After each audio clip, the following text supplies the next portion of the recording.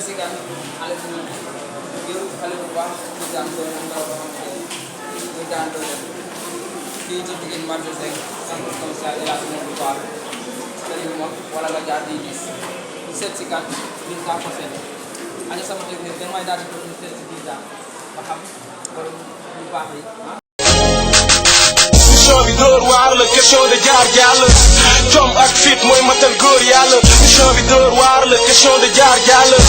jom ak fit mooy tax doon di jàll mission bi dóor waar la question de jaar jàll jom ak fit mooy matal góor yàlla mission bi dóor waar la question de jaar jàll jom ak fit mooy tax doon di jàll. fii ci Pikine la centre commercial El Hadj Modou Fall marché Zinc waaw ku bëgg lu baax rek da ngay daal di doxantu ndànk a ñëw ba fii fekk si ku ñu naan Binta Kossène. mission bi dóor waar la question de jaar jàll jom ak fit mooy matal góor yàlla. comme ni ñu leen ko waxee woon rek dellusi waat nañ fii ci Binta Kossène marché Zinc centre commercial El Hadj Modou Fall ñu fekk si ndaw su am jom ndaw su bëgg boppam ndaw su am dignité ndaw su nangoo liggéey muy liggéey muy jaay lu am solo lu rafet a rafet car macha allah boo ñëwee rek da ngay xam ni wax dëgg macha allah yu baax yaa ngi fi ñu bëgg a wax ak Binta tuuti rek Binta fan nga jógee ba ñëw fii ci place El Hadj Modou Fall ci centre commercial El Hadj Modou Fall.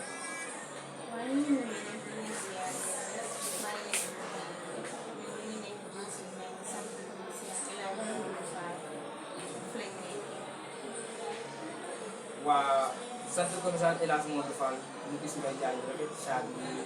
jaay bi prix yomb na wala yomb. yomb na fii moom soo ñëwee fii dañ lay defal prix bu xéewale bu baax moo xam ne yow loo indi rek mën nga am daal boo bëgg incha allah. incha allah kon mbokk yéen a ko déggandoo aca ku bëgg a sañse ci korité gi rek wala ci tabaski bi rek da ngay daal di doxantu ndànk ñëw fii ci marché Zinc Pikine centre commercial El Hadj Modou Fall fekk si fii Binta Kossène sañse ba jeeg loo indi comme nu mu ko waxee rek nga am lu am solo lu rafet lu baax xeetu baax baax yëpp a ngi fii boo ñëwee da ngay jàkkaarloo tableau bi gis na macha allah rafet na ndax mën nga ma présenté li nekk ci tableau bi yëpp.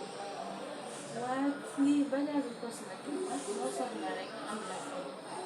waaye fii moom lépp am na. am na ay savon am na ay parfum chambre am na ay mouchoir gis naa fi yëpp daal. am na yëpp. ah waa acca kon yéen a ko déggandoo mbir maa ngi noonu ku bëgg a ñëw rek da ngay def déplacement dérangement ñëw fekk si Binta Kossène fii ci marché Zinc centre commercial El Hadj Modou Fall Binta looy wax client yi ak ku fi bëgg a ñëw nan lay def nii wala ku bëgg a jot contact Binta nan lay def ba jot ci contact Binta. waaw fii moom neex na ñëw soo ñëwee marché Zinc rek centre commercial bi soo ñëwee ci marché Zinc rek buy gis nii rek di nga gis centre commercial El Hadj Modou Fall fii foo mënti jógee rek di nga xam centre bi fan la nekkee. waaw boo yeggee ba ci centre commercial bi premier étage porte bi ngay jàkkaarloo ra face à face boo tourné sa droite place Binta moo nekk noonu moom ngay njëkk a jot mu am vitrine bu noir bi ah Binta numéro téléphone. 77 361 38 11. waaw comme ni mu ko waxee 77 361 38 11 77 361 38 11 fii ci Pikine centre commercial El Hadj Modou Fall aca gaay